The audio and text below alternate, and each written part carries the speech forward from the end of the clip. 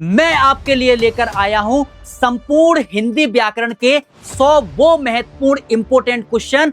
अगर आप इन इंपोर्टेंट क्वेश्चनों को कंप्लीट कर लेते हैं तो भैया आपको क्वेश्चन तो मिल ही जाएंगे, उससे संबंधित जो महत्वपूर्ण कॉन्सेप्ट हैं यानी कि इंपोर्टेंट चीज है वो भी आपको इन 100 इंपोर्टेंट क्वेश्चनों में मिलने वाली है। सीधी बात है, 100 इंपोर्टेंट क्वेश्चन यानी कि आपकी पूरी ग्रामर कंप्लीट। हेलो, नमस्कार, राम राम, राधे राधे मेरे यूपी बोर्ड कक्षा 10वीं के शेर और शेरनियों, स्वागत है आपका रिविहान पर, जहां मैं आपको मस्ती, मजाक, मेहनत और मार्गदर्शन के साथ आपको आपकी मंजिल तक पहुंचाता हूं। तो भैया मेरा नाम है सुमित सिंह तोमर, यानी मैं हिंदी में पार करवाऊंगा ना आपकी नैया, आपका अपना सुमित भैया। तो दोस्तों आज मैं आपके लिए संपूर्ण ग्रामर लेकर आया हूं, मैं तो ये कहूंगा संपूर्ण व्याकरण लेकर आया हूं। देखिए व्याकरण में हमें पता है कि हमारे यूपी बोर्ड में ऑब्जेक्टिव क्वेश्चन पूछे जाते हैं और इंपोर्टेंट क्वेश्चन होते हैं। तो उसके लिए दो चीजें होती है, एक तो हम पूरे थ्योरी को पढ़ेंगे, फिर उसके बाद हम ऑब्जेक्टिव क्वेश्चनों पर जाएंगे। और दूसरा ये तरीका होता है कि हम ऑब्जेक्टिव क्वेश्चनों को देख लें जो बहुत इंपॉर्टेंट हैं, जो कम टाइम में हम कंप्लीट कर सकते हैं, और उन्हीं ऑब्जेक्टिव क्वेश्चनों के साथ हम आपको इंपोर्टेंट परिभाषाएं भी बात करते चलें। तो यही आज हमने किया है। यहां पर इंपोर्टेंट क्वेश्चन है और साथ साथ में इंपोर्टेंट परिभाषाओं पर हम थ्योरी पर भी बात करते चलेंगे, यानी कि दोनों चीजें आज कहां पर कंप्लीट हो रही हैं। ठीक है, तो ज्यादा बातचीत ना करते हुए हमें अपने वीडियो को शुरुआत करनी है। बस मैं आपसे कहूंगा आप लास्ट तक रुके रहें। सच में ये वो इंपोर्टेंट क्वेश्चन है जो आपके पूरे व्याकरण को कंप्लीट करते हैं, खत्म करते हैं, यानी कि निस्तनाबूद करते हैं। चलो तो हम शुरू करते हैं। हम अपना पहला क्वेश्चन जो हमारे हिंदी का है, तो उससे पहले भैया हमें बेसिक सी चीज समझिए कि हमें पता तो होना चाहिए कि हमारे ग्रामर में आखिर है क्या क्या। तो देखिए सबसे पहले ये हमारे ग्रामर में क्या क्या क्वेश्चन पूछे जाते हैं, क्या क्या टॉपिक हैं। क्वेश्चन तो हम बताएंगे कि क्या क्या टॉपिक हैं। तो पहला टॉपिक आपको पता है रस है, हमारे ग्रामर से संबंधित। ठीक है, दूसरा टॉपिक क्या है भैया, पहला टॉपिक रस है, दूसरा टॉपिक भैया छंद है, तीसरा टॉपिक अलंकार है, चौथा टॉपिक समास है, पांचवा टॉपिक वाक्य है, छठवां है तत्सम और तद्भव, सातवां टॉपिक है जो विकारी और अविकारी का है, आठवां टॉपिक है उपसर्ग प्रत्यय का, फिर वाच्य पूछे जाते हैं, फिर पर्यायवाची और फिर सर्वनाम पूछे जाते हैं। यानी कि ये सभी टॉपिक हमारे ग्रामर से संबंधित है हिंदी। और एक ग्रामर में हम संस्कृत की भी बात करते हैं, यानी कि हमारे यहाँ संस्कृत के कुछ चैप्टर और कुछ ग्रामर के टॉपिक लगे हुए हैं, उनकी भी हम आज इस वीडियो में बातचीत करने वाले हैं। यानी कि ये वीडियो कंप्लीट करने के बाद आप हिंदी ग्रामर को राधे राधे बोल दीजिएगा, मतलब आपको दोबारा पढ़ने की आवश्यकता नहीं पड़ने वाली है। तो आज हम पढ़ने वाले 100 महत्वपूर्ण ऑब्जेक्टिव संपूर्ण व्याकरण से जो आपके लिए बहुत ज्यादा उपयोगी होने वाले हैं। तो क्वेश्चनों की शुरुआत करते हैं। पहला क्वेश्चन यहां आपको दिया हुआ है भैया, श्रृंगार रस मंडन के लेखक कौन है। हमने आंसर भी दिए हैं क्योंकि क्वेश्चनों के साथ साथ आंसर भी प्रोवाइड करवाने, लेकिन पहले आप क्वेश्चन को पढ़ेंगे। श्रृंगार रस मंडन के लेखक कौन है, सीधा आपको समझ में आ रहा है, गोसाई विट्ठल नाथ जी हैं। तो गोसाई विट्ठल नाथ जी के बारे में एक बेसिक सी बात समझो कि गोसाई विट्ठल नाथ जी हैं जो भैया किसके हैं, हमारे बल्लभाचार्य जी के पुत्र हैं। किसके हैं, बल्लभाचार्य जी के क्या हैं, बल्लभाचार्य जी के पुत्र हैं। किसके हैं, बल्लभाचार्य जी के पुत्र हैं। और इनके बारे में एक और मोस्ट इंपोर्टेंट बात है कि गोसाई विट्ठलनाथ ने ही अष्टछाप की स्थापना की थी। ठीक है, अष्टछाप की स्थापना की थी, जिसमें क्या थे, 8 कवि थे, जिसमें 4 कवि गोसाई वो 4 कवि गोसाई विट्ठलनाथ जी के शिष्य थे और 4 कवि बल्लभाचार्य जी के शिष्य थे। जिसमें प्रमुख कवि थे जो अष्टछाप के मोस्ट इंपोर्टेंट और प्रमुख कवि कौन थे, मोस्ट इंपोर्टेंट और प्रमुख कवि जो अष्टछाप में पूछा जाता है वो थे हमारे और आपके प्रिय सूरदास जी। कौन थे, सूरदास जी अष्टछाप के प्रमुख कवि थे। ठीक है, तो आपको याद रखना है। मैं फिर कहता हूं कॉपी पेन लेके बैठिए, बड़े ही इंटरेस्टिंग और बड़े ही बढ़िया क्वेश्चन है। तो पहला हो गया गोसाई विट्ठलनाथ। दूसरा है हास्य रस का स्थायी भाव क्या होगा, तो सीधा पता है हास्य मतलब हंसना, यानी कि हास्य हो जाएगा। रति किसका होता है महाराज, आप कहेंगे रति होता है सुमित भैया श्रृंगार रस का। ठीक है, दूसरा क्रोध किसका होता है, आप कहेंगे क्रोध होता है सुमित भैया रौद्र का। ठीक है। तीसरा, शोक किसका होता है, मैं आपके लिए छोड़ दूं? अरे भैया, करुण का होता है शोक। कि एक आध क्वेश्चन तो हमारे लिए छोड़ दो, करुण का क्या होता है, शोक हो जाएगा, और हास्य हास्य का हो जाएगा। तो सीधी सी बात है, क्या है हास्य रस की परिभाषा, आपको देके रखी है। जब हम कोई अनोखी वस्तु चीज देखते हैं, अजीब वेशभूषा देखते हैं, कोई मजाकी आवाज सुनते हैं, तो हमारे मन में अपने आप हंसी का जो भाव उमड़ता है ना, वही हास्य रस कहलाता है। जैसे मैं महावीर हूं, पापड़ को तोड़ सकता हूं, गुस्सा आ जाए तो कागज मरोड़ सकता हूं। अरे इतना बड़ा महावीर है, तो क्या हो जाएगा, वहां पर हास्यरस हो जाएगा। तीसरा, मात्रा तथा वर्ण के आधार पर छंद कितने प्रकार के होते हैं? तो सीधी सी बात है, मात्रा तथा वर्ण के आधार पर छंद दो ही प्रकार के होंगे, मात्रिक छंद और वर्णिक छंद। मात्रिक छंद वो होता है जहां मात्राओं की गिनती की जाती है, वर्णिक छंद वो होता है जहां वर्णों की गिनती की जाती है। एक और छंद है जिसे मुक्तक छंद कहते हैं, लेकिन यहां मात्रा और वर्ण के आधार पर पूछा जा रहा है, तो मात्रिक और वर्णिक दो ही प्रकार के छंद हो जाएंगे। कितने प्रकार के? दो ही प्रकार के। अगला क्वेश्चन है, चरण कमर बंदो हरिराई, उपरोक्त पंक्ति में कौन सा अलंकार है? चरण कमल बंदो हरिराई, मतलब चरण को ही कमल मान लिया गया है। दो अलंकार मैं आपको बताता हूं। एक तो होता है उपमा, उपमा का अर्थ होता है तुलना करना। जहां उपमा की बात होगी वहां दो वस्तुओं की तुलना होगी। जैसे मैं कहूं चरण सा कमल, है ना, कि चरण के समान कमल है, तो यहां तो उपमा अलंकार हो जाएगा। एक होता है रूपक अलंकार, यहां उपमेय में उपमान का आरोपण कर दिया जाता है, यानी कि उपमेय को ही उपमान मान लिया जाता है। जैसे भगवान राम माता कौशल्या से कह रहे हैं कि मैया मैं तो चंद्र खिलौना ले, चंद्र जैसा नहीं चाहिए उन्हें, चंद्रमा ही उन्हें खिलौने के रूप में चाहिए। मतलब उपमेय को ही उपमान मान लिया जाता है, आरोपण कर दिया जाता है। वहां कौन सा अलंकार होता है? सीधी सीधी बात है, आप कहेंगे रूपक अलंकार। क्या होता है यहां पर उपमेय में उपमेय में उपमान का उपमेय में उपमान का आरोपण, ठीक है, उपमेय में उपमान का क्या होता है? आरोपण, आरोपण होता है, ठीक है, या किया जाता है, जो कुछ हो जाए, आरोपण होता है। तो कौन सा अलंकार होगा? रूपक अलंकार। उपमा अलंकार क्या होगा? उपमेय और उपमान की तुलना, ठीक है, उपमेय से उपमान की तुलना, उपमेय और उपमान की तुलना लिख देते हैं, वो ज्यादा सही है। उपमेय और उपमान की तुलना, ठीक है, जहां तुलना का भाव होगा, उपमेय और उपमान की तुलना, ठीक है।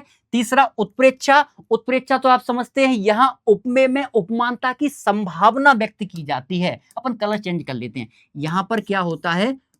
उपमेय में उपमेय में उपमान की संभावना व्यक्त की जाती है। क्या होती है? संभावना व्यक्त की जाती है, ठीक है।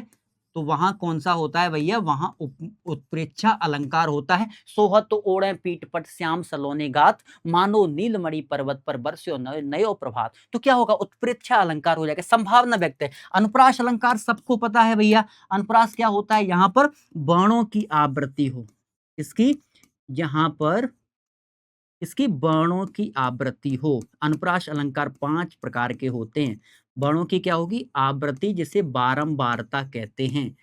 क्या होगा? वर्णों की आवृत्ति हो। वहां पर कौन सा अलंकार हो जाएगा भैया? अनुप्रास अलंकार हो जाएगा। सभी बातें याद रखना, मोस्ट इंपोर्टेंट है अलंकार के लिए, ठीक है। चलो अगला क्वेश्चन, परिचय शब्द में उपसर्ग है। परिचय शब्द में उपसर्ग है, तो आपको पता है परिचय तो हम क्या होगा? परिधनचय। परिचय को जब हम करेंगे, अलग अलग तोड़ेंगे, तो किस में टूट जाएगा भैया? परिधन चय में टूट जाएगा। और उपसर्ग वो होते हैं जो वाक्य के प्रारंभ में लगकर उनके अर्थ को क्या कर देते हैं? बदल देते हैं। तो उन्हें हम क्या कहते हैं? उपसर्ग कहते हैं। हमने परिभाषा भी लिख के रखी है, ठीक है। तो उन्हें क्या कहा जाता है? उपसर्ग कहा जाता है। प्रत्यय वाक्य के अंत में लगकर, वे वाक्यांश जो वाक्य के अंत में लग करके उसके अर्थ को परिवर्तित कर देते हैं, उन्हें क्या कहा जाता है? क्या कहा जाता है भैया? प्रत्यय कहा जाता है। तो दोनों ही बातें हम लिख लेते हैं। उपसर्ग क्या होता है? उपसर्ग, ठीक है, पूरे नहीं लिखते हैं तो ऐसा लिखते हैं, वाक्य के प्रारंभ में लगते हैं, ठीक है, वाक्य के प्रारंभ में। वाक्य के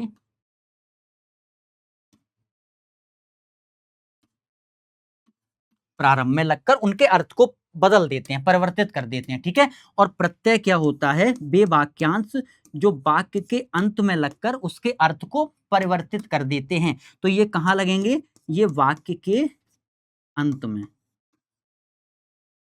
ठीक है, वाक्य के अंत में लगकर उनके अर्थ को परिवर्तित कर देते हैं। तो ऑप्शन नंबर क्या हो जाएगा? सी हो जाएगा। चौथा, चौराहा शब्द में समास है। चौराहा यानी कि चार राहों का समूह। जब हम समास की बात करते हैं तो समास में एक समास है जिसे हम कहते हैं द्विगु समास। द्विगु समास वो समास होता है जिसमें पहला पद क्या होगा? संख्यावाची होगा। जैसे चौराहा हो जाएगा, तिराहा हो जाएगा, नवग्रह हो जाएगा, नौ ग्रहों का समूह। जहां पहला जो अपना पद होगा आपको लगेगा किसी संख्या का एक घोतक होता है, उसे हम क्या कहते हैं? द्विगु समास कहते हैं। तो पूरे समस्त पद से समुदाय का बोध करे उसे द्विगु समास कहते हैं, ठीक है। तो द्विगु समास में क्या होगा भैया?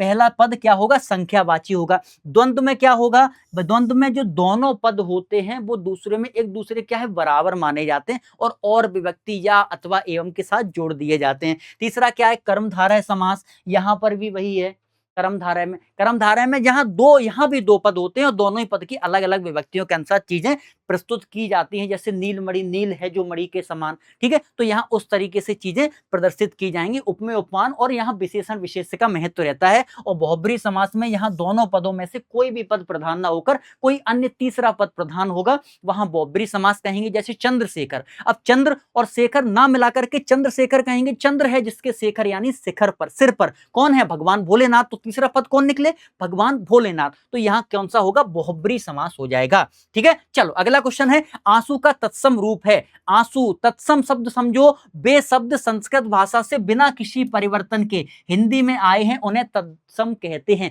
मतलब संस्कृत से उठा करके सीधे, जो लौकिक संस्कृत है, वैदिक संस्कृत के बाद दूसरी संस्कृत कौन सी आई?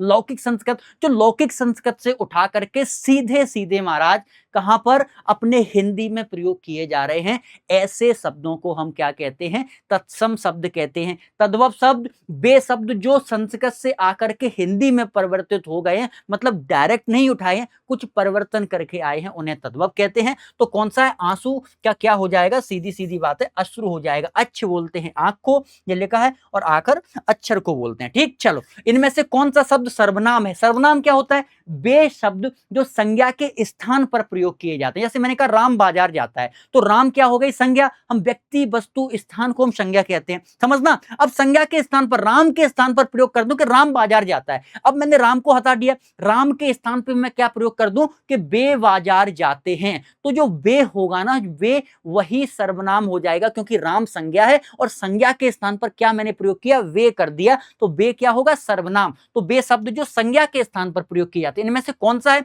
रमेश किसी व्यक्ति का नाम है, ये क्या हो जाएगा भैया? ये हो जाएगा संज्ञा। समझना, व्यक्ति, वस्तु, स्थान, जात, भाव के नाम को संज्ञा। लखनऊ किसी प्लेस का नाम है, तो ये भी संज्ञा हो जाएगा, जगह का नाम भी संज्ञा होता है। पुस्तक, ये भी पुस्तक भी क्या होती है भैया? संज्ञा हो जाएगी। लेकिन सीधी सीधी बात है भैया, सीधी सीधी बात है, ये सब तो संज्ञा है। अब मैं क्या हो गया? राम है या मोहन है, उसके स्थान पर मैं बाजार जाता हूं, तो मैं क्या है? मैं सर्वनाम हो जाएगा। तो ऑप्शन नंबर बी एकदम सही जवाब है। चंद्रमा का पर्यायवाची नहीं है। शशि चंद्रमा का पर्यायवाची है। राकेश चंद्रमा का पर्यायवाची है। निशाकर मतलब रात्रि में, वो भी चंद्रमा का पर्यायवाची है। देव नहीं है, क्योंकि देव भैया किसका है? देव देवताओं को कहा जाता है। तो ऑप्शन नंबर क्या हो जाएगा? ऑप्शन नंबर सी एकदम सही है। जिन शब्दों के अर्थ समान या लगभग समान होते हैं उन्हें पर्यायवाची कहते हैं। पूछा जाता है, परिभाषा कई बार पूछी गई, पर्यायवाची शब्द की परिभाषा बताओ। तो जिन शब्दों के अर्थ लगभग समान होते हैं उन्हें हम क्या कहते हैं? पर्यायवाची शब्द कहते हैं। वाच्य के कितने भेद होते हैं? तो वाच्य के सीधे सीधे तीन भेद होते हैं, कर्तवाच्य, कर्मवाच्य और भाववाच्य, ठीक है। यहाँ कर्ता की प्रधानता होती है और कर्मवाच्य में कर्म की प्रधानता होती है, भाववाच्य में भाव की प्रधानता होगी। इसलिए क्वेश्चन भी पूछे, कर्तवाच्य क्या है? कि जिन वाक्यों में कर्ता की प्रधानता होगी उन्हें कर्तवाच्य कहा जाएगा। कोई पूछे कर्मवाच्य क्या परिभाषा, तो जिन वाक्यों में कर्म की प्रधानता होगी उन्हें कर्मवाच्य, और भाववाच्य जिन वाक्यों में भाव की प्रधानता होगी महाराज उन्हें भाववाच्य कहते हैं। जैसे बोलते हैं ना, अरे feelings, I love you too, ये क्या है? ये भाव है, फीलिंग्स है, तो इनमें भावनाओं की प्रधानता है ना, उन्हें हम भाववाच्य कहते हैं, ठीक है। चलो, तद शब्द का चतुर्थ विभक्ति एक वचन रूप है। ये भैया अपने आ गया संस्कृत व्याकरण से, तस्यान, तस्मे, तस्य, तान। तो क्या हो जाएगा भैया, तस्मे हो जाएगा। चतुर्थ विभक्ति का अर्थ लिए और को होता है चतुर्थ विभक्ति। तो तद तस्मय यानी उसके लिए या उसको। तो कौन सा आंसर हो जाएगा, ऑप्शन नंबर बी तस्मय। चलो अगला है वीर रस का स्थायी भाव क्या है। सीधी बात है, वीर, जहां वीरता की बात होगी मन में उत्साह आएगा। क्या आएगा, उत्साह आएगा कि बुंदेले हर बोलों के मुंह, हमने सुनी कहानी थी, अरे खूब लड़ी मर्दानी, वो तो झांसी वाली रानी थी। तो क्या है, वीर रस। जो भाव मन में स्थायी रूप से विद्यमान रहते हैं और रस की उत्पत्ति करते हैं, उन्हें क्या कहा जाता है, स्थायी भाव कहा जाता है। और वीरता की बात को प्रदर्शित करने वाले, वाक्यांश प्रदर्शित करने वाले भाव को वीर रस कहा जाएगा। जहां वीरता की बात होगी तो क्या हो जाएगा, वीर रस का स्थायी भाव उत्साह हो जाएगा। दोहा छंद के प्रथम एवं तृतीय चरण में कितनी कितनी मात्राएं होती हैं। देखो दोहा में टोटल कितने चरण होते हैं, 4, पहला, दूसरा, तीसरा और चौथा। पहले चरण में होगी 13 मात्राएं, फिर दूसरे में होंगी 11 मात्राएं, फिर तीसरे में होंगी 13, फिर दूसरे में होंगी 11, 13 और 11 जुड़ के 24, 13 और 11 जुड़ के 24 मात्राएं होती हैं। तो किसमें पूछा है, प्रथम एवं तृतीय चरण में। प्रथम एवं तृतीय चरण में कितनी होंगी, पहले एवं तीसरे चरण में 13 मात्राएं हो जाएंगी। तो ऑप्शन नंबर क्या हो जाएगा, बी एकदम सही है। ठीक है, चलो अगला, पीपर पात सरिस मन डोला। पीपल के पत्ते के सरिस मतलब समान, मन डोल गया, यानी कि क्या है, तुलना, समान कर रहे हैं तुलना। तो पीपर के पत्ते के समान मन डोल रहा है ना भैया, तो कौन सा अलंकार हो जाएगा। जहां तुलना की बात की थी मैंने अभी बताया, जहां तुलना हो वहां कौन सा अलंकार है, उपमा अलंकार। जहां किसी व्यक्ति या वस्तु की समानता किसी दूसरे व्यक्ति से की जाए, वहां कौन सा अलंकार होगा, उपमा। क्योंकि तुलना उसी की होती है जो चीजें समान हो। सीधी सी बात, राम और रावण की तुलना नहीं होती ना, नहीं होती। भगवान राम और भगवान कृष्ण की तुलना हो जाए, क्योंकि एक जैसे हैं दोनों, ईश्वर के अंश हैं, तो समानता की तुलना होगी। तो मतलब सीधी सीधी बात है, जहां बात होगी उपमा की वहां तुलना होगी। रूपक तो मैंने बता ही दिया था, उत्प्रेक्षा, अनुप्रास तीनों के बारे में हम बात कर चुके हैं। सहपाठी शब्द में उपसर्ग, उपसर्ग की परिभाषा बता चुके हैं। जो शब्दांश किसी शब्द के पहले जुड़कर उसके अर्थ में परिवर्तन करते हैं उसे क्या कहते हैं, उपसर्ग कहते हैं। किसके, शब्द के पहले जुड़कर परिवर्तन करते हैं। ठीक, सहपाठी शब्द में उपसर्ग है, क्या है, सा, सहपा, सह और सहब। तो भैया क्या हो जाएगा, सीधा सीधा सहधन पाठी, सहधन पाठी, ये क्या हो जाएगा, सहपाठी। तो क्या उपसर्ग हो जाएगा, सह उपसर्ग हो जाएगा। अगला क्वेश्चन है, हाँ सह ही हो ना, ठीक है, सह उपसर्ग हो जाएगा। अगला क्वेश्चन है, राम कृष्ण में समास है। राम कृष्ण, मैंने कहा ना दोनों एक जैसे, राम और कृष्ण, और जहां एक की बात होगी वहां कौन सा हो जाएगा समास, द्वंद्व समास हो जाएगा। जिस समास में दोनों पद क्या होते हैं, प्रधान हो और उनके बीच और अथवा या एवं, केवल और ही नहीं, और हो, अथवा हो, या हो, एवं हो, आदि विभक्तियां हो। तो राम कृष्ण मतलब राम और कृष्ण की बात की है, कौन सा समास हो जाएगा, द्वंद्व समास। चैत्र का तत्सम रूप है, चैत्र यानी कि चैत्र, यार हिंदी में महीने होते हैं ना भैया, चैत, वैशाख, जेठ, आषाढ़, सावन, भादो, क्वार, कार्तिक, अगहन, पूस, माह, फागुन, है ना, हमारी दादी हमें बताती थी। तो चैत्र मतलब चैत्र का महीना, यानी कि वही शुरुआत मार्च और अप्रैल वाली, है ना। तो उसे चैत्र के, जो शब्द संस्कृत में बिना किसी परिवर्तन से आए हैं उन्हें तत्सम शब्द कहते हैं। ये मैंने आपको बता ही दिया है, ठीक है, चैत्र हो जाएगा। अगला, इनमें से कौन सा शब्द सर्वनाम है। तो भैया तुम, कानपुर, राम, सेब, ये तीनों क्या हैं, सेब एक स्थान मतलब फल का नाम है, संज्ञा हो जाएगी, राम भी संज्ञा, कानपुर भी संज्ञा, लेकिन तुम, मैंने कहा ना संज्ञा के स्थान पर प्रयोग होते हैं सर्वनाम, ठीक है ना। तो वही क्या होता है, तुम, तो ये क्या हो जाएगा भैया, सर्वनाम हो जाएंगे। परिभाषा आपको हम बता चुके हैं। कमल का पर्यायवाची नहीं है, नहीं है, ठीक है। चलो अपन एक एक शब्द को समझते हैं, फिर हमें समझ में आ जाएगा। जलज, जलज, जलज को जब हम अलग अलग तोड़ेंगे, जल, धन, जा, ठीक है। जा का मतलब पता है यहां पे क्या होता है, जा का मतलब होता है, जा का अर्थ होता है यहां पर जन्म लेने वाला। जा का अर्थ क्या होगा, जन्म लेने वाला, ठीक है। जा का अर्थ क्या होगा, जन्म लेने वाला, ठीक। अब देखो, एक देखना, नीर, नीर भी क्या है, नीर धन जा, नीर धन जा, ठीक है। और वारी, तो वारी धन जा, वारी धन जा, ठीक है। तो इतने हमने सब देख लिए। अब देखो, जल, धन, जा, जल में जन्म कौन लेता है, कमल लेता है, तुम्हें पता है। तो ये हो जाएगा जलज। नीरज, नीर किसको बोलते हैं, नीर भी बोलते हैं, पानी का पर्यायवाची है नीर। नीर किसका पर्यायवाची है, नीर है भैया पानी का पर्यायवाची। तो पानी में जन्म कौन लेता है, नीर मतलब पानी में जन्म कौन लेता है, कमल, तो ये भी कमल का हो जाएगा। वारी, वारी भी किसे बोलते हैं, जल के पर्यायवाची पढ़ोगे तो यहाँ भी बारी पानी का ही पर्यायवाची है। वारी धंजा मतलब पानी में जन्म कौन लेता है? कमल। ये तीनों तो कमल के हैं, लेकिन सलिल हम पानी को ही बोलते हैं। तो जलज, नीरज, बारिज कमल के हैं, बल्कि सलिल का अर्थ क्या है? पानी। अगर हम सलिल में ऐसे कर दें, सलिल, हम ऐसे लिख दें सलिल धन जा, सलिल जा, तो ये क्या हो जाएगा? ये हो जाएगा कमल हो जाएगा। ये क्या हो जाएगा? कमल, सलिलज। तो मतलब पानी में जन्म लेने वाला, ये वहां पे कमल हो जाएगा। ठीक है, लेकिन सलिल नहीं होगा अकेला। चलो अगला है, वाक्य के कितने तत्व होते हैं? तो भैया सीधी सीधी बात है, लिखा हुआ है 4 तत्व होते हैं। चारों याद करना है, सार्थकता, आसक्ति या सन्निधि, पदक्रम और जिज्ञासा। अगला है, युष्मद शब्द का तृतीय विभक्ति एक वचन रूप है, तो क्या हो जाएगा?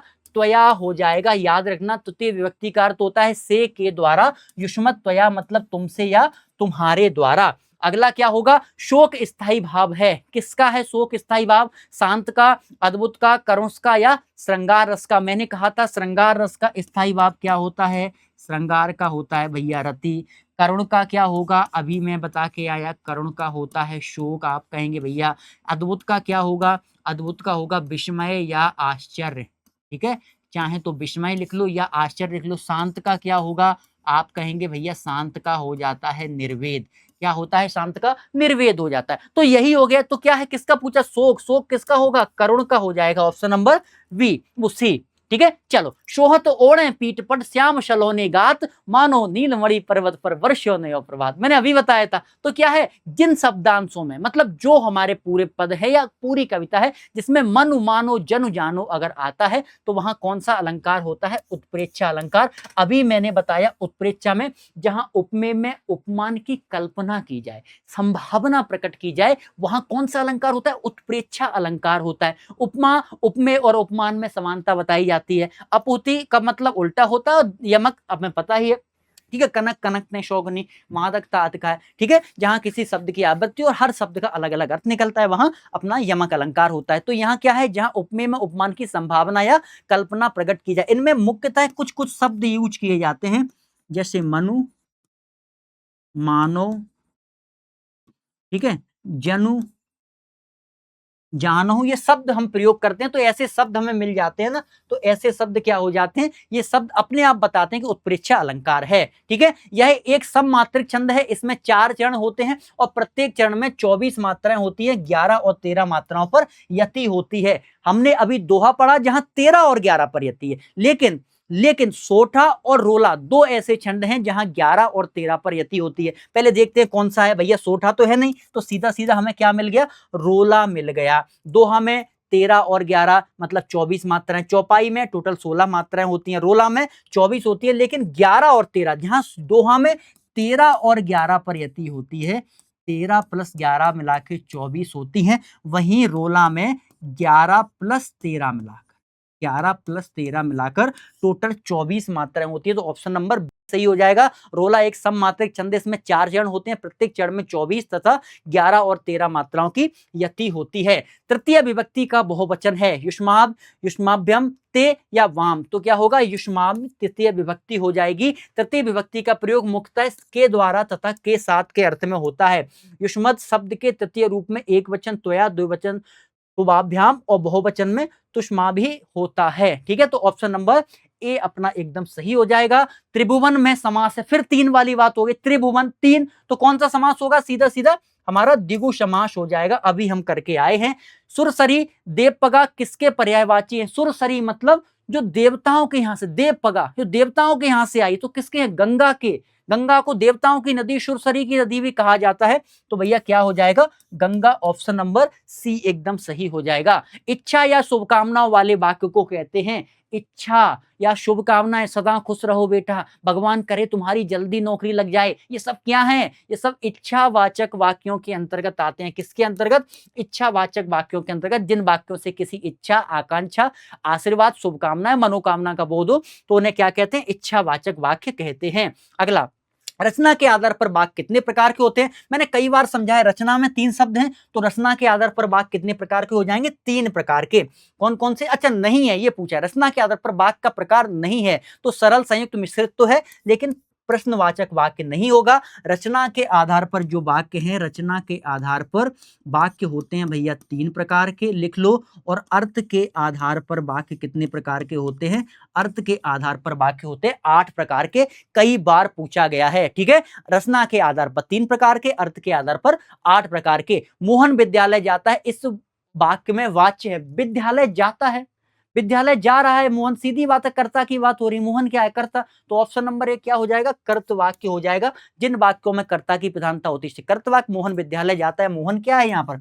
कर्ता है, सीधी सीधी बात है। आहा उपवन में सुंदर फूल खिले, इस वाक्य में रेखा आहा वाह, अरे ये सब चीजें ना विस्मयादि बोधक को प्रदर्शित करती हैं। आहा वाह, अरे तुम पास हो गए राम, तुम तो बिल्कुल पढ़ते ही नहीं थे। ये क्या है? ये विस्मयादि बोधक है भैया। तो ऐसे वाक्यों को क्या कहते हैं? विस्मयादि बोधक वाक्य कहते हैं। या हर्ष शोक आश्चर्य आदि भावों को प्रकट किया जाता है। आहा वाह ओहो अरे, ये सब क्या है? विस्मयादि। और यहाँ पर आपको ये वाला साइन जरूर मिलेगा विस्मयादि बोधक का। अगर ये मिलता है तो सीधा सीधा आप विस्मयादि बोधक लगा के आ जाए, सही हो जाएगा। हास्य किस रस का स्थायी भाव है? तो अभी बताया हास्य का हो जाएगा। ये हम तीनों की बात कर चुके हैं। सुख चपला सा दुख धन में उजला है चंचल मन कुरंग, रेखांकित अंश में कौन सा अलंकार है? सुख चपला सा, और सा का मतलब क्या होता है यहाँ पर? समान। जहां सा दिख जाए वहां सा का अर्थ समान से होगा, तो कौन सा अलंकार हो जाएगा? उपमा अलंकार। उपमा की परिभाषा मैं आपको बता ही चुका हूं। अगला क्या है महाराज? अगला है दोहा किस प्रकार का मात्रिक छंद है? तो भैया दोहा कैसा है? अर्ध सममात्रिक छंद है। क्योंकि दोहा में हमने आपको बताया 4 चरण होते हैं। पहले चरण में 13 मात्राएं, दूसरे में 11, फिर तीसरे में 13, फिर चौथे में 11। 11 13 11 13 मतलब एक जैसी तो नहीं है ना, अर्ध सम है। तो भैया कौन सा हो जाएगा? अर्ध सममात्रिक छंद हो जाएगा। ठीक है, 13 और 11 करके टोटल कितनी? 24 मात्राएं होती हैं दोहे में। अगला है अव्यागत में प्रयुक्त उपसर्ग है, तो अव्यागत का संधि विच्छेद क्या होगा? अभी धन आगत, अभिधन आगत। तो क्या हो जाएगा? अभ्यागत हो जाएगा। तो क्या हो जाएगा उपसर्ग इसमें? अभी उपसर्ग एकदम क्लियर और सही सही है। ठीक है, चलो अगले क्वेश्चन पर। ये वही क्वेश्चन है जो हमें 100% एग्जाम में पूछे जाते हैं और बहुत इंपॉर्टेंट क्वेश्चन है भैया। प्रश्न क्या है? कृष्ण सर्प में कौन सा समास है? कृष्ण सर्प, कृष्ण का मतलब होता है काला, और सर्प मतलब सर्प मतलब सर्प, ये वाला सर्प तो कृष्ण का मतलब क्या होता है? काला। तो भैया काला है जो सर्प, कैसा है? काला है जो सर्प, उसको बोलते हैं कृष्ण सर्प। वो मत कहना कि ऐसा कृष्ण सर्प मतलब भगवान कृष्ण के गले में लिपटा हुआ सर्प, वो शंकर जी गले में। यहाँ कृष्ण का अर्थ काला से है, तो काला है जो सर्प। यहाँ क्या है भैया? विशेषण विशेष की बात करी जा रही। सीधा सीधा कर्मधारय समास लगा दो, सीधा सीधा कर्मधारय समास लगा दो। जिस पद में पहला पद दूसरे पद की विशेषता बताता है। ठीक है, तो भैया कर्मधारय समास है। कृष्ण सर्प, सर्प कैसा है? काला है, तो काले की सर्प की विशेषता बता रहा है ये कृष्ण, तो यहाँ क्या कर्मधारय समास हो जाएगा। अगला है समुद्र का पर्यायवाची शब्द नहीं है। देखो जब मैंने आपको बताया था जलज, जल में जन्म लेने वाला, अब देखो जलधि, जहां धा आएगा ना वहां क्या होगा? धी का मतलब होता है धारण करने वाला, और जल को धारण कौन करता है? समुद्र करता है। ठीक है, तो जहां देखो 3 चीजें होती है, मैं आपको समझा देता हूं। जैसे जल लूंगा मैं, तो मैं एक आपको देता हूं जलज। ठीक है, यहां जल में जन्म लेने वाला कमल। अब मैंने कहा जलध, जल को धारण करने वाला समुद्र। और तीसरा मैं कह दूं जलद। ठीक है, दा आ गया। ठीक, अब देखो तीनों के पर्यायवाची अलग है। जल तो जल ही है, लेकिन जल में क्या क्या होता है? देखो जलज, जल में जन्म कौन लेता है? तो सीधी बात है कमल। जलज किसका पर्यायवाची होगा? जल का। जलध, जल को धारण कौन करता है? धारण समुद्र। तो भैया समुद्र धारण करते हैं, तो जलध मतलब समुद्र का पर्यायवाची हो जाएगा। जलद, जल को देता कौन है? दा मतलब देने वाला। तो जल देता कौन है? तो जल देते हैं भैया बादल। तो जलद किसका पर्यायवाची होता है? बादल का। ऐसे पर्यायवाची हमें याद नहीं करने, रटने नहीं है, केवल समझने हैं। जितना बेहतर तरीके से आप समझ लेंगे 100% उतनी चीजें बेहतर हो जाएंगी। तो क्या होगा? समुद्र का पर्यायवाची नहीं है, जलद ही हो जाएगा, पारावार हो जाएगा। जलद, जल को देने वाला, देने वाला कौन होगा भैया? बादल, अभी मैंने बताया। तो क्या हो जाएगा? बादल हो जाएगा। ऑप्शन नंबर सी सही है। ठीक है, चलो जलद। अगला है आपकी यात्रा मंगल में हो, अर्थ के आधार पर किस प्रकार का वाक्य है? मैं कहता हूं ना, भगवान करे तुम्हारी नौकरी जल्दी लग जाए, भगवान करे तुम कक्षा 12वीं या 10वीं में टॉप कर जाओ, ये सब क्या है? इच्छावाचक वाक्य। अपनी इच्छा से ही तो सबको कह रहे हैं ना, तो सीधी सीधी वाक्य क्या होंगे? इच्छावाचक वाक्य हो जाएंगे। चलो अगला है हम अपने देश पर मर मिटेंगे, वाक्य में रेखांकित पद का परिचय है, मतलब हम अपने देश में मर मिटेंगे। तो ठीक है, तो मर मिटेंगे मतलब क्या है भैया, यहां पर वाक्य है रेखांकित, मैं आपको बताता हूं, ये वाक्य ना आपका रेखांकित है, मर मिटेंगे। तो मर मिटेंगे भैया क्या है, क्या है, क्रिया की क्रिया है, मरना मिटना। हम कहते हैं ना मैं तो मर रहा हूं, तो कुछ कार्य तो कर रहा हूं ना, क्रिया तो कर रहा हूं ना, तो वो मरना क्या होगा, क्रिया हो जाएगी। तो ऑप्शन नंबर बी एकदम सही होगा, रेखांकित अंश यहां मर मिटेंगे होगा। तो क्रिया क्या है, क्रिया जिस वाक्य से किसी के करने का बोध होता है, जिस वाक्य से किसी कार्य के करने या होने का बोध होगा, उसे क्या कहते हैं, क्रिया कहते हैं। जाना, खाना, पढ़ना, मरना या मिटना। चलो अगला क्वेश्चन क्या है, सीधी सीधी अगला है, रीतिबद्ध काव्य के कवि हैं घनानंद, बोधा, मतिराम, आलम। ये है किसकी बात, ये है भैया अपने रीत काल की बात। इसकी बात है, ये है अपने रीत काल की बात। ठीक है, रीतबद्ध और रीत सिद्ध और रीत मुक्त, तीन तरीके के कवि हैं। ठीक है, रीतबद्ध हैं, रीत सिद्ध हैं और रीत मुक्त हैं। रीत काल में कितने प्रकार के कवियों की बात हुई है, पहली हुई है रीतबद्ध, दूसरे हैं रीत सिद्ध और तीसरे हैं रीति मुक्त।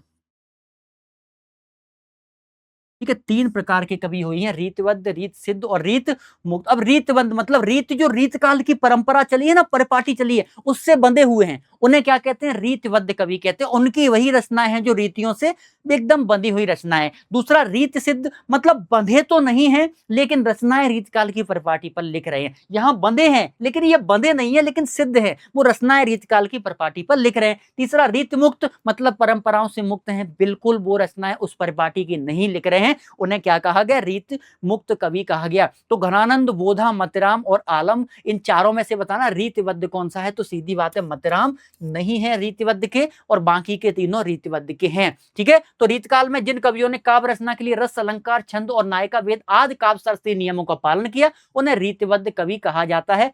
केशवदास हो गए, मतिराम, देव बिहारी आदि क्या है, ये भैया रीतबद्ध कवि है। मतलब अच्छा, रीतबद्ध कवि पूछ रहे हैं तो कवि कौन होंगे, केवल मतिराम हो जाएंगे, बाकी के तीनों रीतबद्ध कवि नहीं है। ठीक है ना, चलो हाँ ये समझ लेना, मैं दोबारा बोल रहा हूं, मैंने गलत बोल दिया 10 बार। ठीक है, चलो अगले पे आते हैं। करुण रस का स्थायी भाव कई बार बता चुके, कहां गया शोक, शोक हो जाएगा, क्रोध हो जाएगा, रौद्र का, रति हो जाएगा, श्रृंगार का, हास का हो जाएगा हास। उपमेय में उपमान की संभावना व्यक्त की जाए, आगे नहीं परिभाषा, संभावना किसमें, अभी याद करो मेरी, संभावना किसमें, किसमें व्यक्त की जा रही, उपमेय में उपमान की संभावना व्यक्त की जाए, वहां कौन सा अलंकार होता है, सीधा सीधा उत्प्रेक्षा अलंकार होता है। कौन सा होता है, उत्प्रेक्षा अलंकार। अभी मैंने बताया, सोहत ओढ़े पीठ पत, श्याम शलोने गात, मानो नीलमणि पर्वत में बरसो नया प्रभात। तो मनु मानो जनु जानो आज चीजें आती हैं। सोठा छंद में सम चरणों में कितनी मात्राएं होती हैं। अब सोठा मैंने बताया कि उसमें भी 4 चरण होते हैं। ठीक है, पहले 11 फिर 13, ठीक है, फिर 11 और फिर 13। ठीक, एक ये हो गया, 2 ये हो गया, 3 ये हो गया, 4 ये हो गया। एक तो विषम है, 2 सम है, ये तीसरा, फिर 3 विषम है, चौथा फिर सम है। तो ये क्या होगा, ये समचरण होगा। ये कितने हो गए भैया, समचरण हो गए। और समचरण में कितनी कितनी मात्रा है, 13 मात्रा है। तो ऑप्शन नंबर बी सही हो जाएगा। ठीक है, ऑप्शन नंबर क्या होगा, बी सही हो जाएगा। चलो अगला, सड़ानन में समास है, सड़ानन। अब देखो सड़ानन, मैंने अब ये मत समझना कि सट आनन है मतलब 6 मुख हैं जिसके।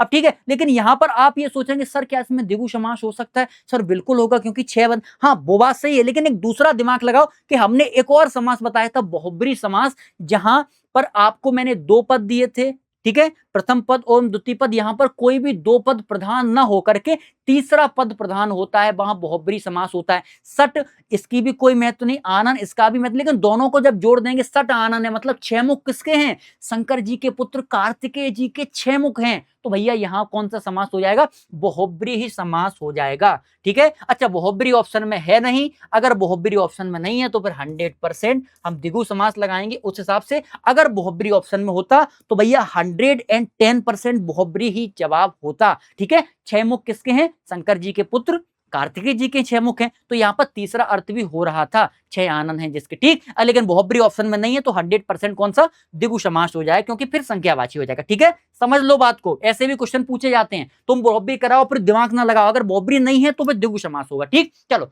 इंद्र का पर्यायवाची है तटनी, तरणी, सुरपति या सुरसरी। अरे भाई सुरपति, राजाओं के, सुर मतलब देवताओं के पति हैं जो, यानी स्वामी हैं, जो देवताओं के राजा हैं, कौन है, इंद्र हैं, तो सुरपति हो जाएगा। इंद्र के और पर्यायवाची हैं देवराज, मतलब देवताओं के राजा, सुरेंद्र, सुर मतलब देवताओं के, इंद्र मतलब राजा हैं, देवेंद्र मतलब देवताओं के राजा, पुरंदर मतलब किलों को तोड़ने वाला, तो इंद्र को पुरंदर भी कहा गया है। ठीक है, वज्रधर मतलब वज्र को धारण करने वाला, वज्र है जिसके पाणी हाथ में, या सचीपति, इंद्र की पत्नी का नाम क्या है, सची, तो सची के पति हैं जो, उन्हें क्या है, इंद्र कहा जाता है। तो सब देवराज इंद्र के पर्यायवाची हैं। चलो, रचना के आधार पर वाक्य के भेद अभी हमने बताया 3 प्रकार के होते हैं, सरल, संयुक्त और मिश्रित। अर्थ के आधार पर वाक्य बताए हमने 8 प्रकार की, रचना के आधार पर 3 और अर्थ के आधार पर 8 प्रकार। क्रिया विशेषण अवकारी पद के भेद हैं। अवकारी पद के भेद कितने हो जाएंगे भैया, 4 हो जाएंगे। कालवाचक, स्थानवाचक, परिणामवाचक और रीतवाचक, 4 प्रकार के क्रिया विशेषण अविकारी पद होते हैं। 2 प्रकार के होते हैं, विकारी और अविकारी, जिसमें लिंग वचन कारण कारण विकार उत्पन्न हो जाता है यानी परिवर्तन होता है विकारी, और जिसमें लिंग वचन कारण कारक के कारण विकार यानी परिवर्तन नहीं होता है, उन्हें अविकारी शब्द कहा जाता है। ठीक है, चलो ये कितने हो गए, 4 प्रकार के। निम्न में से किस पद में बहुब्री समास है, चौराहा। अब चौराहा 4 राहों का समूह, क्या हो जाएगा भैया, यहां पर हो जाएगा द्विगु समास। क्या हो जाएगा, यहां पर हो जाएगा भैया द्विगु समास। ठीक है, नील गाय, नीली है जो गाय, तो यहां क्या हो जाएगा, कर्मधारय समास।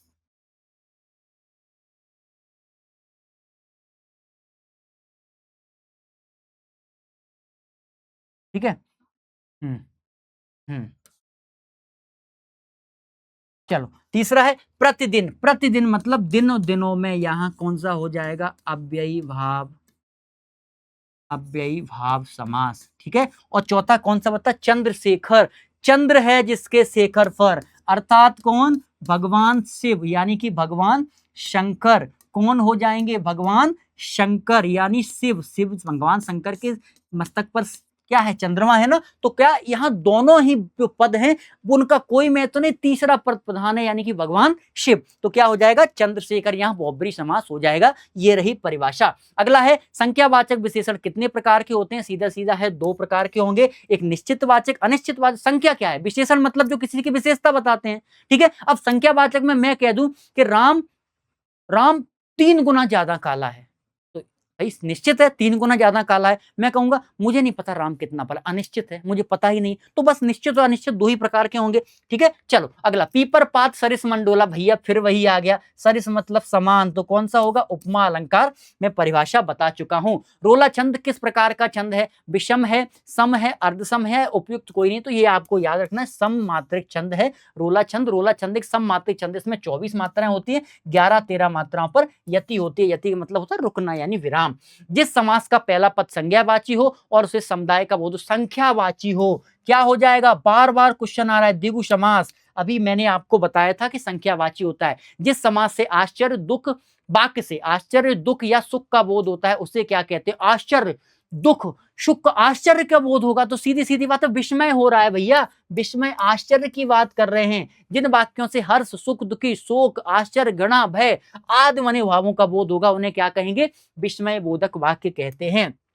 विकारी पद के भेद होते हैं, तो विकारी पद के 4 भेद होते हैं, सीधा सीधा संज्ञा, सर्वनाम, विशेषण और क्रिया। विकारी शब्द क्या होते हैं, जहां लिंग वचन कारक के कारण विकार उत्पन्न होगा यानी कि परिवर्तन हो जाता है, वहां विकारी शब्द होते हैं। ठीक है, 4 प्रकार के होते हैं। किस छंद के प्रत्येक चरण में 11-13 के विराम से 24 मात्रा है। अब 11-13 के विराम 2 में होती है, 13-11 तो होती है दोहा में, और 11 और 13 रोला में और सोठा में। अब देखते कौन सा ऑप्शन है, दोहा है, रोला है, चौपाई है, वरवह है, सोठा नहीं है, तो सीधी बात है रोला हो जाएगा। सोटा होता तो हम और दिमाग लगाते कि अंत में गुरु होता है, ये होता है, फलाना होता है, ठिकाना होता है, फिर हम और दिमाग लगाते। ठीक है, लेकिन है नहीं, तो सीधी बात है रोला में हो जाएगा। ये रही परिभाषा।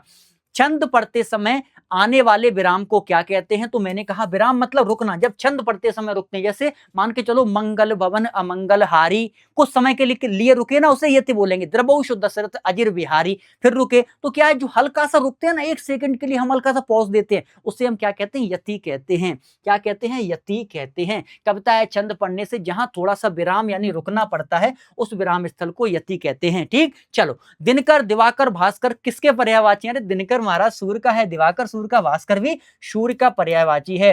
ठीक है, तो ये हो जाएंगे कुछ सूर्य के पर्यायवाची, हमने आपको और दे दिए हैं।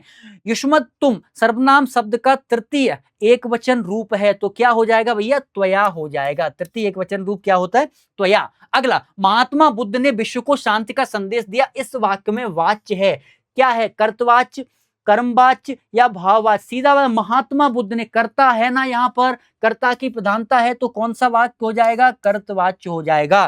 ठीक है, चलो जहां कर्ता की प्रधानता होगी वहां कर्तवाच्य, जहां कर्म की प्रधानता होगी कर्मवाच्य, जहां भाव की प्रधानता होती है वहां भाववाच्य होता है। बिल्कुल सरल सी परिभाषा है, कोई बहुत ज्यादा दिमाग लगा के याद नहीं करनी। ठीक है, या बहुत ज्यादा दिमाग लगा डरा के याद कराया जाता है कि भैया बात इतने कठिन होते हैं, ये होता है फलाना ढिकाना, नहीं है, नहीं है। ठीक है, हल्के हल्के याद करना है, बिल्कुल आराम आराम से। जहां उपमेय में उपमान की समानता प्रकट की जाए वहां कौन सा अलंकार, उपमेय में उपमान की समानता प्रकट की जाए एक जैसा, तो क्या होगा, उपमा अलंकार हो जाएगा। सोठा छंद के दूसरे और चौथे चरण में मात्राएं कितनी होती हैं, सोठा मैंने बताया 1 2 3 4, सोठा में पहले 11 होती हैं, फिर 13 होती हैं, फिर 11 होती हैं, फिर 13 होती हैं। दूसरे और चौथे में पूछ रहा है तो भैया कितनी मात्राएं हो जाएंगी, 13।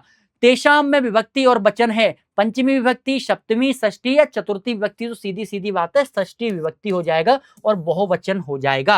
अगला है पृथ्वी का पर्यायवाची शब्द नहीं है, ध्यान रखना नहीं, यहाँ पे बच्चे बड़े कंफ्यूजन में आते हैं कि कौन सा है और कौन सा नहीं है, तो पृथ्वी का नहीं पूछ रहे हैं। अब देखो पहला है भू, भू मतलब पृथ्वी को बोलते हैं, धरा, धरा भी पृथ्वी को, वसु, वसुधा ये भी पृथ्वी को, प्रसून, प्रसून तो भैया ये किसका है, फूल का है, किसका पर्यायवाची है, पुष्प, कुमुल, पुष्प, प्रसून ये सब किसके हैं, फूल के। और भी धरती के दिए, धरती, भूमि, धरा, वसुंधरा, मही, क्षिति, अचला, अग्नि, सब क्या है, धरती के पर्यायवाची हैं। जिन शब्दों में के रूप वाक्य में लिंग, वचन, पुरुष, कारक आदि के कारण बदल जाते हैं, बदल जाते हैं।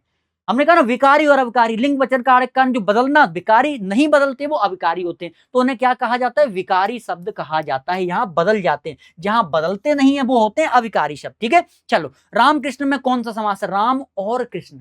अब यहाँ देखो याद रखो, अब अलग अलग तो नहीं है, एक ही है, राम और कृष्ण, और विभक्ति से हो रहा है तो द्वंद्व समास हो जाएगा। कौन सा समास, द्वंद्व समास। अव्ययी भाव समास कई होते हैं, दिन, दिन, प्रतिदिन, यथासंभव। अव्ययी भाव के कर्मधारय समास तो मैंने बताया नीलगाय हो जाएगी, है ना, और भी कई चीजें, और तत्पुरुष तो और चीजें होती हैं। चलो स्थानवाचक क्रिया विशेषण है, स्थान की बात, प्रतिदिन में स्थान की बात, यानी बहुत में स्थान की बात स्वयं में नहीं है, लेकिन आसपास। मैं कहूंगा राम कहीं मेरे घर के आसपास ही रहता है, तो मैं स्थान तो बता रहा हूं ना, उसको आसपास ही रहता है, तो ये क्या हो जाएगा, स्थानवाचक क्रिया विशेषण हो जाएगी, जो क्रिया विशेषण क्रिया के होने के स्थान का बोध कराए, किसके स्थान का बोध कराए, यहां वहां आगे पीछे ऊपर नीचे, तुम मेरे घर के ऊपर वाले भाग में रहते हो, ऊपर वाले मतलब दूसरी मंजिल पे भाई, है ना, तो क्रिया विशेषण वो भी हो जाएगा ना, तो ये हो जाएगा आसपास। अगला है अविकारी पद को अन्य किस नाम से जाना जाता है, इसे अव्यय कहा जाता है, अव्यय या अधिकारी पद। अविकारी पद को ही अव्यय पद कहा जाता है, क्योंकि इसके रूप में लिंग, वचन, पुरुष या कारण कोई परिवर्तन नहीं होता, क्योंकि अव्यय है, अविकारी है। ठीक है, चलो अव्यय शब्द, ठीक है, आगे बढ़े। अब है अभ्युदय का सही संधि विच्छेद, तो अभ्युदय का मैंने बताया ये हो जाएगा अभिधन उदय, अभिधन क्या हो जाएगा, उदय हो जाएगा, ये हो जाएगा अभ्युदय संधि विच्छेद। तो क्या हो जाएगा भैया, अच्छा अभ्युदम है, सॉरी अभ्युदम है। ठीक है, अभ्युदय नहीं है, अभ्युदम है, अभ्युधन उदम। ठीक है, चलो अभिधन उदम, तो क्या हो जाएगा, अभिधन उदम हो जाएगा। कहाँ है अभिधन उदम, ये हो गया है ना, एक सी लग रहे हैं, मैं पता नहीं कौन से में लगा दूं, अभिधन उदम हो जाएगा। देखना पेपर में अभिधन उदम एक जैसे लग रहे हैं सब, तो ये बहुत देखना है, हमें ऐसे गलती करके आते हैं, अभिधन उदम हो जाएगा। चलो त्रिवेणी में कौन सा समास, त्रिवेणी फिर 3 संख्यावाचक हो गया, तो सीधा सीधा द्विगु समास हो जाएगा। कौन सा हो जाएगा भैया, द्विगु समास हो जाएगा। निम्नलिखित में से गंगा का पर्यायवाची नहीं है, याद रखना, हम कभी कभी नहीं पढ़ते और गलत कराते हैं, तो नहीं पूछा है। भागीरथी, भागीरथ गंगा को लेकर आए थे, इसलिए भागीरथी कहा जाता है। कालिंदी, कालिंदी यमुना को, कालधन इंदी, कालधन इंदी बोलते हैं बहन को, तो काल की जो यमराज की बहन कौन है, अरे यमुना है भाई, सूर्य की पुत्री। देखो सूर्य जो है ना, सूर्य के पुत्र कौन थे, सूर्य के पुत्र थे यम, जिन्हें यमराज बोलते हैं, और यमराज को हम काल भी बोलते हैं, कहते हैं ना मृत्यु काल। और दूसरा सूर्य की एक पुत्री थी जिसको बोलते हैं यमुना, है ना, सूर्य की पुत्री को क्या बोलते हैं, यमुना। और यमुना का ही एक पर्यायवाची है कालिंदी, तो काल और इंदी बोलते हैं बहन को, तो काल की बहन है, जो काल की बहन कौन है, यमुना। तो गंगा की पूछा नहीं है, तो कालिंदी यमुना का हो जाएगा। तो सीधी सीधी बात है, कालिंदी किसका हो जाएगा, कालिंदी हो जाएगा यमुना का। ठीक है, अशतु धातु रूप का वचन एवं पुरुष है, तो क्या हो जाएगा, एक वचन और पुरुष हो जाएगा भैया, एक वचन और प्रथम पुरुष हो जाएगा। ठीक, आंसर भी लिखा हुआ है। चलो मतवी शब्द का विभक्ति एवं वचन बताना है तो तृतीय विभक्ति एवं बहुवचन हो जाएगा, तृतीय विभक्ति एवं बहुवचन हो जाएगा। ठीक है, याद रखना है। 72 हो गए, कुछ बच्चे हैं। हर्षत का संधि विच्छेद क्या है तो हरिधन अत्र, क्या हो जाएगा, हरिधन अत्र हो जाएगा संधि विच्छेद हर्यत्र का, हरिधन अत्र। चलो अगला, प्रत्यय के कितने भेद होते हैं हमने आपको बताया, कृत प्रत्यय और तद्धित प्रत्यय। प्रत्यय के दो भेद होते हैं, कौन कौन से, कृत प्रत्यय और तद्धित प्रत्यय। याद रखना, नील कमल में कौन सा समास है, नीला है जो कमल, नीला है जो कमल। यहां पर क्या हो रहा है, वही सीधी सीधी बात, जिस समास का उत्तर पद प्रधान हो और दोनों पदों में विशेषण विशेष या उपमेय उपमान का संबंध, उसे कर्मधारय समास कहते हैं। नीला है जो कमल, तो कौन सा होगा, कर्मधारय समास। चलो अगला है, आचार्यों ने संचारी भाव की कितनी, मोस्ट इंपोर्टेंट क्वेश्चन है 33। संचारी भाव भी होते हैं वे भाव जो हमारे मन में कुछ क्षण के लिए आते हैं, तुरंत चले जाते हैं। जैसे मान के चलो आपका आलस, अभी पेपर को बहुत टाइम है, तुम्हें आलस है, अरे भैया अभी तो बहुत टाइम है सुमित भैया, अब पेपर को हम कर लेंगे आराम से, लेकिन जब 15 दिन बचेंगे ना तो सोना धोना सब भूल जाओगे, आलस खत्म हो जाएगा ना। तो आलस कुछ क्षण के लिए आया और फिर चला गया, तो भैया क्या हो जाएगा, वो संचारी भाव होते हैं, 33 होता है। ये रही उसकी परिभाषा। अब प्रथम धातु का वचन एवं पुरुष है तो एक वचन और प्रथम पुरुष हो जाएगा। ठीक है, याद रखना। सूरज का तत्सम क्या होगा, सूर्य, सीधी सीधी बात है कि हे सूर्य, अरे हे सूरज, इतना याद रहे, संकट एक सूरज वंश पे है, लंका के नीच राहु द्वारा आघात दिनेश अंश पे है। हनुमान जी कह रहे हैं सूरज से, जब जड़ी बूटी लेने जा रहे हैं ना, तो जब लक्ष्मण जी मूर्छित हैं, जड़ी बूटी, राम जी रो रहे हैं कि मेरे लक्ष्मण को हनुमान जी बचा लो, हनुमान जी कहते हैं मैं लेके आऊंगा प्रभु जड़ी बूटी, और कहां, लंका से वहां जाना है, हिमालय पर्वत पे जड़ी बूटी लेके आने। तो अब किसी ने कहा कि सूरज के उगने से पहले आ जाना, हनुमान जी से कहा, हनुमान जी कह रहे हैं आ जाऊंगा, सूरज की क्या औकात जो मेरे रहते रहते उगाए। तो हनुमान जी सूरज को याद दिला रहे हैं कि हे सूरज, इतना याद रहे, संकट एक सूरज वंश में है, लंका के नीच राहु द्वारा आघात दिनेश अंश पर है, इसलिए इसलिए इसलिए क्षमा करना दिनकर, जब तक ना जड़ी पहुंचा दूं मैं, बस तभी प्रकट होना दिनकर, जब संकट निशा मिटा दूं मैं, आशा है स्वल्प प्रार्थना है, इतनी सी प्रार्थना है, सच्चे जी से स्वीकारोगे, आतुर की आर्त अवस्था को होकर करुणार्थ निहारोगे। बड़े प्रेम से प्रार्थना कर रहे हैं, फिर क्या कर रहे हैं, धमकी दे रहे हैं, अन्यथा क्षमा करना दिनकर, अंजनी तनय से पाला है, अंजनी के पुत्र हैं, बचपन से जान रहे हो तुम। हनुमत कितना मत वाला है, छोटे में सूर्य को फल समझ के हनुमान जी मुंह में खा गए थे, तो बचपन से जान रहे हो तुम, हनुमत कितना मच वाला है, तुमको मुख में धर रखने का फिर वही क्रूर साधन होगा, बंदी मोचन जब होगा तब लक्ष्मण का दुख मोचन होगा। तुमको जब छोड़ेंगे जब लक्ष्मण जी का दुख खत्म हो जाएगा। ठीक है, तो वही है सूर्य, क्या होगा वो दिन, सूरज किसका है भाई, सूर्य क्या पर्यायवाची है, तत्सम रूप पूछ रहे हैं ना, पर्यायवाची नहीं, पर्यायवाची तो बाकी के दिनकर भी हो जाए, क्या पूछा, तत्सम। चलो, मछली का पर्यायवाची शब्द है, मछली का क्या होगा, तो सीधी सीधी बात है, मीन हो जाएगा, झक हो जाएगा, ये सब मछली के पर्यायवाची हैं। मीन है, मत्स्य है, सपरी है, झक्स है, जल जीवन है, मकर है, सब मछली के पर्यायवाची हैं। यद्यप में कौन सी संधि है, यदि धन अपि, क्या हो जाएगा, यदि धन अपि, तो क्या हो जाएगा, यद्यप। यहां कौन सी संधि है, यण स्वर संधि है, कौन सी, यण स्वर संधि। ठीक है, यदि धन अपि में कौन सी हो जाएगी, यण स्वर संधि हो जाएगी, तो ऑप्शन नंबर सी हो जाएगा, यण स्वर संधि। ठीक, चलो अगला है, मधु शब्द का पंचमी व्यक्ति एक वचन रूप क्या होगा, तो क्या हो जाएगा, मधुत। पंचमी व्यक्ति एक वचन रूप क्या होता है, मधुत हो जाएगा। धनुष का पर्यायवाची शब्द है, तो धनुष का क्या होगा, कोदंड। किसी को दंड देना है ना, तो धनुष राव बताओ किसको दंड देना, कोदंड, है ना, तो ऐसे याद कर लेना, धनुष का क्या हो जाएगा भैया, कोदंड हो जाएगा। ठीक, चलो और भी दे दिए, चाप है, कमान है, शरासर है, कोदंड है, कारमुक है और धनु है, सब धनुष के पर्यायवाची हैं। आई प्रत्यय जोड़कर कौन सा शब्द बना है, महानता में आई प्रत्यय है नहीं, लघुता में है नहीं, बचपन में है नहीं, लेकिन लिखाई में होगा, लिखा धन आई, तो क्या हो जाएगा, ऑप्शन नंबर बी। अलग से ही तुमको दिख रहा है, जो शब्दांश किसी मूल शब्द के अंत में जुड़कर उसके अर्थ या वाक्य में परिवर्तन करते हैं उन्हें प्रत्यय शब्द कहते हैं। वेद पुराण में समास है, वेद और पुराण, वेद या पुराण नहीं होगा, वेद और पुराण, तो यहां और होगा तो कौन सा हो जाएगा, द्वंद्व समास हो जाएगा। परिभाषा मैंने अभी बताई है। खेत का तत्सम रूप होगा तो क्या होगा, क्षेत्र। खेत का तत्सम रूप क्या होगा, क्षेत्र। वह शब्द जो संस्कृत से सीधे हिंदी में प्रयोग किए जाते हैं उन शब्दों को क्या कहते हैं, तत्सम शब्द। मैं बार बार परिभाषा इसलिए रिपीट कर रहा हूं क्योंकि आपको याद हो जाए। ठीक है, चलो अगला है, युष्मद शब्द का पंचमी व्यक्ति बहुवचन रूप क्या होगा? तो क्या हो जाएगा? युष्मद का युष्मत क्या हो जाएगा भैया? युष्मत हो जाएगा, ऑप्शन नंबर सी। अगला है भाववाच्य में किसकी प्रधानता होती है? भाववाच्य मतलब भावनाओं की, तो किसकी होगी? क्रिया के भाव की प्रधानता। भाववाच्य तो कर्ता की होगी नहीं, कर्म की होगी नहीं, इनमें से कोई नहीं तो है नहीं, तो क्या होगा? क्रिया के भाव की प्रधानता। जब भाववाच्य है, ऐसे भी देख लिया करो, किसको हटाना है तो ये तो वैसे ही नहीं दिख रहा, तो ऑप्शन नंबर सी सही हो जाएगा। जिस वाक्य में क्रिया के भाव की प्रधानता होती है तथा कर्ता और कर्म गौण हो जाते हैं उसे भाववाच्य कहते हैं। मुझसे चला नहीं जाता, भावना मुझसे नहीं चला जाता, भाववाच्य हो गया ना। यहाँ चला नहीं जाता क्या? भावनाएं प्रदर्शित कर रहा है ना, तो भाववाच्य हो जाएगा। अगला स्वागत का संधि विच्छेद क्या होगा? तो ये हो जाएगा सुधन आगत। क्या हो जाएगा? सुधन आगत। तो भैया क्या हो जाएगा? स्वागत हो जाएगा। ठीक है, चलो सुधन अच्छा स्वागतम है, ठीक है ठीक है, स्वधन आगतम ठीक है, स्वधन आगतम।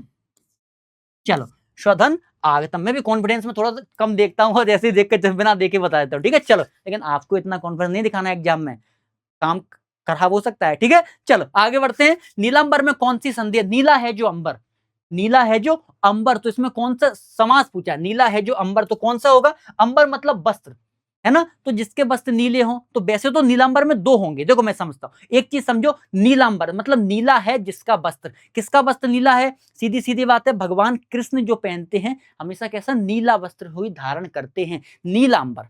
ठीक है, तो ये हो जाएगा। अब दूसरी बात है, यहां पर बहुब्री भी हो सकता है, लेकिन जब बहुब्री नहीं है तो कर्मधारय समास, क्योंकि वही है उपमेय उपमान और विशेषण विशेष की बात करी गई है। सीधा नीला है जो अंबर, जो वस्त्र कैसा है? अंबर का मतलब होता है वस्त्र, तो कैसा? कोई भी वस्त्र जो नीला है, ठीक, तो उसे हम नीलांबर कहते हैं। तो ऑप्शन नंबर सी सही हो जाएगा, कर्मधारय। वायु, समीर, बयार किसके पर्यायवाची हैं? तो हवा के हैं। हवा का पर्यायवाची वायु होता है, समीर होता है, बयार होता है। समुद्र शब्द का पर्यायवाची नहीं है, सागर हो जाएगा, पारावार हो जाएगा, जलिद हो जाएगा। लेकिन महीपति किसको बोलते हैं? राजा को बोलते हैं। मही मतलब पृथ्वी और पति मतलब पृथ्वी का पति, यानी राजा है कौन? स्वामी। तो राजा है पृथ्वी का पर्यायवाची है। और बाकी के ये जलधि समुद्र का हो जाएगा, और सागर तो है ही। चलो, रोला चंद में कुल कितने चरण होते हैं? तो सीधी बात है, हम बात कर चुके हैं, रोला में 4 चरण होते हैं। 1 2 3 4, 11 मात्राएं होती हैं, फिर 13 मात्राएं होती हैं, फिर 11 होती हैं, फिर 13 मात्राएं, टोटल 24 मात्राएं हो जाएंगी। यहाँ भी टोटल 24 मात्राएं हो जाएंगी। तो कितने चरण हैं? 4 चरण होते हैं। तो यहाँ पर 4 चरण, रोला एक सममात्रिक छंद है, इसमें कुल कितने चरण होंगे भैया? सीधा सीधा 4 चरण होंगे, वो रोला चंद के अंतर्गत आ जाएगा। चलो, जो वर्ण किसी शब्द से पहले जुड़कर उनका अर्थ बदल देते हैं, तो अभी बताया मैंने, उपसर्ग हो जाएंगे, और जो बाद में जुड़ते हैं वो प्रत्यय होते हैं। किसी समास में पहला पद संज्ञावाची होता है, तो सीधा क्या होगा? द्विगु समास हो जाएगा। ठीक है, फिर क्या है? एक उद्देश्य एक विधेय, इसमें एक ही उद्देश्य। 3 प्रकार के वाक्य होते हैं, सरल, संयुक्त, मिश्रित। सुना, सरल वाक्य में एक ही उद्देश्य होता है, एक ही विधेय होता है। ठीक है, संयुक्त वाक्य में एक से अधिक उद्देश्य हो सकते हैं और विधेय हो सकते हैं। यहाँ कर्ता और कर्ता की प्रधानता बदल जाती है। मिश्रित वाक्य में एक वाक्य और दूसरा उपवाक्य होगा, आश्रित उपवाक्य होता है, वो क्या होते हैं? मिश्रित वाक्य होते हैं, समझना। तो एक ही है दोनों, जब एक ही एक वाक्य होगा तो क्या हो जाएगा? सरल वाक्य हो जाएगा। ठीक है, जैसे चिड़िया बाजार विद्यालय जाते, वो उद्देश्य क्या है? राम विद्यालय जाता है, तो राम क्या हो गया? उद्देश्य, और ये हो गया विधेय, जो उद्देश्य का विस्तार होता है। ठीक, एक प्रधान उपवाक्य, अन्य आश्रित उपवाक्य होते हैं, उन्हें क्या कहा जाता है? अभी बताया मैंने, मिश्रित। यहाँ तो उसके आश्रित हैं। जैसे एग्जाम्पल के लिए मिश्रित में हम देखें तो अगर राम पढ़ता, अगर राम अच्छा पढ़ता तो जरूर पास होता, जरूर सफल होता, जरूर सफल होता।